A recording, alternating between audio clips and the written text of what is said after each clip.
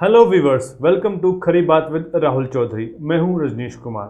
राहुल जी, खरी बात में आपका स्वागत है। Thank you. राहुल जी, हमारे देश में दुर्गा की शक्ति के लिए पूजा की जाती है जी लेकिन महिला आईएएस अफसर जिसका नाम दुर्गा शक्ति है, अपनी शक्ति का प्रयोग कर सरकारी जमीन बचाने के लिए चल पड़ी थी। जी उनके इस प्रयास का परिणाम ये हुआ कि उसे सस्पेंड कर दिया गया। जी तो इस सस्पेंशन का क्या संदेश जाता है अधिकारियों में, और क्या इस सस्पेंशन के बाद हम मान सकते हैं कि जो अधिकारी और आईएएस अधिकारी हैं वो अपनी जिम्मेवारी, अपना जो फर्ज है वो ईमानदारी से निभाएंगे? इस पर आपकी खरी बात क्या है?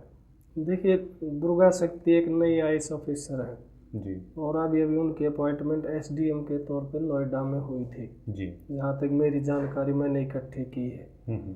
तो उसमें जब नया ऑफिसर जो आता है वो नई नई ट्रेनिंग लेके आता है, उसके अंदर एक नेचुरली जोश होता है जज्बात वो है। कुछ करने आ, जैसे फौज में कोई जाता है या आईएएस अफसर में जो आता है उसका नेचुरली होता है कि मैं गलत लोगों से लड़ूंगा, सिस्टम को साफ करूंगा और लोगों को न्याय दिलाऊंगा। जी। ये उसकी भावना होती है। हम्म। उसके तहत अब जब शुरू में ही कहते हैं पौधा जब पनपने लगता है, अगर आप उसका उसी टाइम गला दबा दोगे तो पेड़ कैसे बनेगा? जी।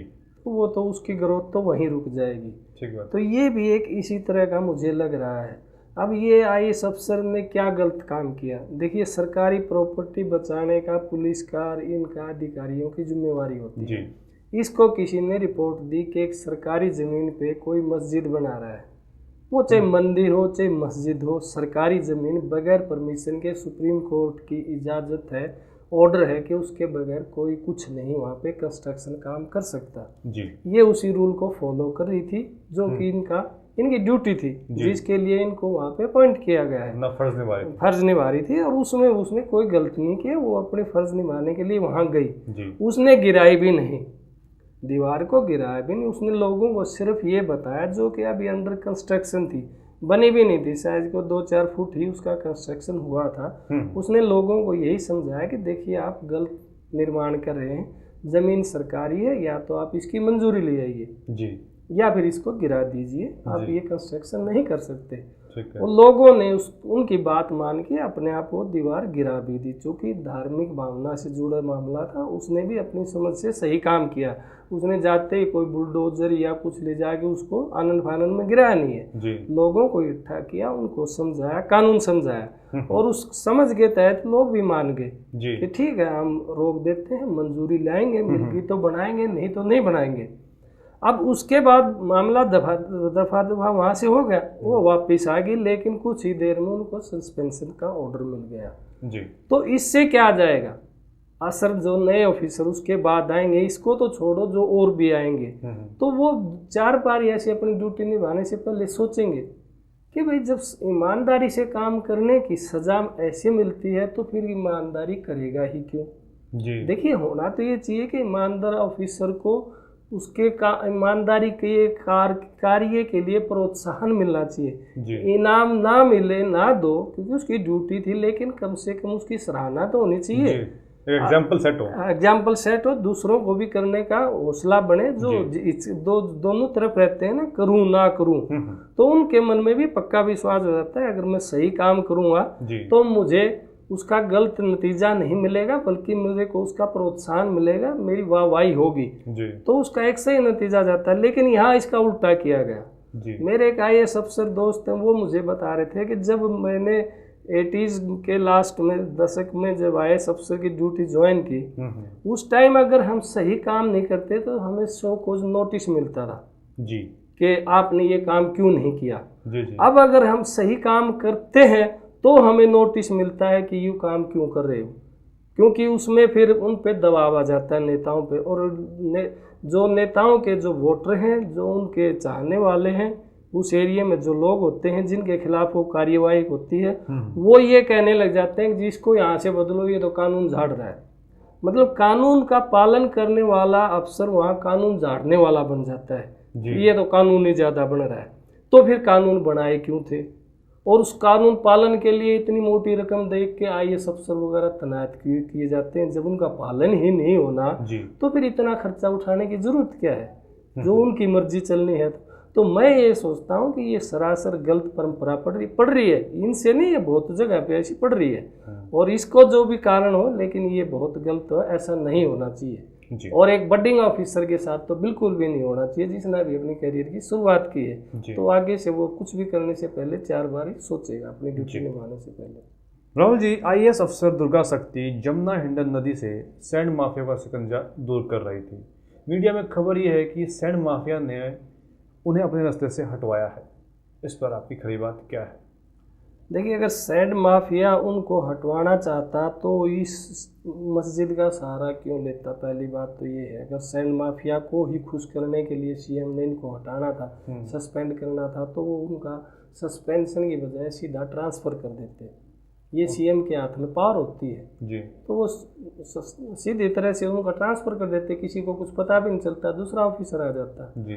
तो इसके पीछे कोई न कोई और गहरी बात हो सकती है, लेकिन सिर्फ सैंड माफिया के कारण ही उनको ऐसे फंसाया, ऐसा मुझे नहीं लगता। क्योंकि एक बात मान लेता कि वो सीएम के पास या किसी पास उनकी पावर नहीं थी ट्रांसफ़र करने की, तो सीएम जब चाहे जितनी बार चाहे ऑफिसर का ट्रांसफ़र कर सकता है और उनका कोई उनको कारण बताओ नोटिस भी नहीं देना पड़ता। तो हो सकता है इसके पीछे ये सच्चाई भी ना हो, मुझे नहीं लगता कि इसके पीछे सैंड माफिया का हाथ हो सकता है। राहुल जी, इस प्रकरण के बाद एसपी के एक नेता का वीडियो सामने आया है जिसमें वो दावा कर रहे हैं कि उन्होंने 41 मिनट के अंदर दुर्गा शक्ति को सस्पेंड करवा दिया जी। इस विषय पर आपकी खरी बात क्या है? देखिए, कई बार नेताओं की भी अपनी मजबूरी, उन्होंने कराया नहीं कराया वो बाद की बात है, लेकिन कहा क्यों पब्लिक के सामने? देखिए, अब कोई भी कुछ कराता है इस तरह का काम तो जर्नली बताता नहीं है, लेकिन नेता की मजबूरी हो जाता है पब्लिक को ये दिखाने के लिए कि मेरी पाप सत्ता तक कितनी पहुंच है, उसी बेस पे उनको वोट मिलते हैं। यानी वो अखिलेश यादव के कितना क्लोज है ये दिखाने के लिए कि एक ऑफिसर ने एक काम किया, उसको सज़ा कितनी जल्दी उन्होंने दिला दी, वो सिरे अपने ऊपर ले रहे हैं। उन्होंने सीएम साहब को क्या रिपोर्ट दी नहीं दी, गलत थी या सही थी, वो एक अलग बात है, लेकिन उन्होंने अब ये दिखा दिया कि मैंने 40-41 मिनट के अंदर इनको सस्पेंशन ऑर्डर थमा दिया। वो अपने पॉइंट बना रहे थे, जो कि हर नेता करता है, श्रेय तो लेता ही है। कई बार जैसे पुल बनाया मैं लेके आया, ये कराया, रोड कराई मैंने कराई, गली बनवाई मैंने कराई, ये होता है, ये भी एक उनका एक तरीका होता है, तो उन्होंने ये श्रेय लिया है। हालांकि सिर्फ मैं ये मानता हूँ, अगर सीएम साहब ने जब इनको सस्पेंड किया तो एक नए ऑफिसर थे, वो खुद भी नौजवान सीएम, सबसे कम उम्र के सीएम बने, उन्हें थोड़ी तहकीकात कर लेनी चाहिए थी जी। तो इस तरह के नेताओं के कारण जो ये बयान दे रहे हैं, उन्हें उनकी सरकार को ये शर्मिंदगी नहीं उठानी पड़ती जी। तो के बात क्या है, सच्चाई कितनी है, तो उससे एक तो नए ऑफिसर का हौसला बढ़ता, लोगों में पार्टी की इमेज बढ़ती कि देखिए एक सही ईमानदार अफसर को सही काम करने का यहाँ पे सराहा जा रहा है, उसको सज़ा नहीं दी जा रही जी। तो ये एक सही संदेश जाता है और सीएम के ये सपा सरकार के लिए ये एक अच्छा लक्षण भी होता है। इलेक्शन भी अगले साल आने वाले हैं, उसमें उनका फ़ायदा भी मिलता है। अब अगर ये सब कुछ ये इनके कहने से कराया गया है और गलत हुआ है तो ये उनका नुकसान भी उन्हीं को भुगतना पड़ेगा, जो उन्होंने अपने एक नेता के कहने से अगर ऐसा किया है तो मेरा तो यही राय है कि हमेशा सीएम को इस तरह के मामलों में पहले तहकीकात कर लेनी चाहिए, डीएम की रिपोर्ट मंगवाने के बाद ही ऐसी कार्रवाई करनी चाहिए और इन छुटभुइये नेताओं के कहने पे ऐसा मौका नहीं देना चाहिए कि उनको लोगों के सामने उनकी पार्टी को खामिजाना भुगतना पड़े जी। मेरा तो यही मानना है जी। धन्यवाद राहुल जी। बिल्कुल। खरी बात के आज के इस अंक पर आप अपनी राय हमें कमेंट सेक्शन में टाइप करें। यदि खरी बात की वीडियो आपको पसंद आए तो उनको लाइक करना ना भूलें। अन्य विषयों पर खरी बात जानने के लिए खरी बात को आज ही सब्सक्राइब करें। Till then, bye.